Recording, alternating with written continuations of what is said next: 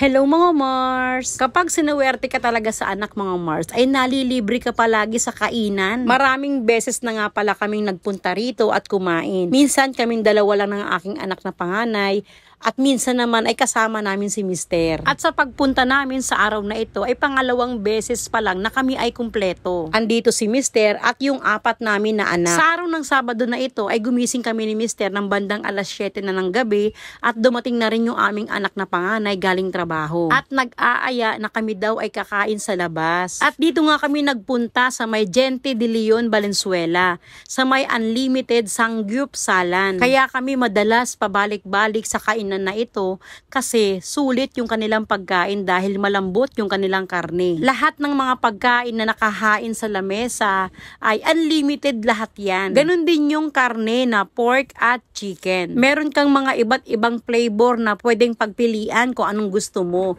Pero yung pinaka-paborito namin dito ay yung plain at saka yung spicy. Para sa akin mga Mars ay sulit na yung 319 pesos. Per head yun mga Mars. Pero kung gusto mo rin naman ng merong sausawa na cheese, ay mag-a-additional ka rin ng 50 pesos per head at unlimited na yun. At 2 hours kang pwedeng kumain at dapat ay walang tira. Sa pagkakaalam ko ay merong charge yung mga leftover. At kapag ganitong sama-sama kami mga Mars ay hindi naiiwasan yung kwentuhan na nauuwi sa mga asaran. Nagkakabiruan, nagkakatawanan, minsan naman ay nagbabahagi ng mga kwento ng kanyang-kanyang buhay. Medyo mapang-asar lang itong anak kong lalaki dahil ang sabi niya, bakit ganito yung gusto nyong kainan? Ang gusto nyo ay luto-lutuan. Bakit hindi na lang kainan diretso? Marami nga kaming naisip na kainan na pwede naming puntahan pero mas pinili naming magpunta dito kasi nga masarap yung pagkain dito. At meron nga sila dito na mainit na sabaw na gustong gusto ko dahil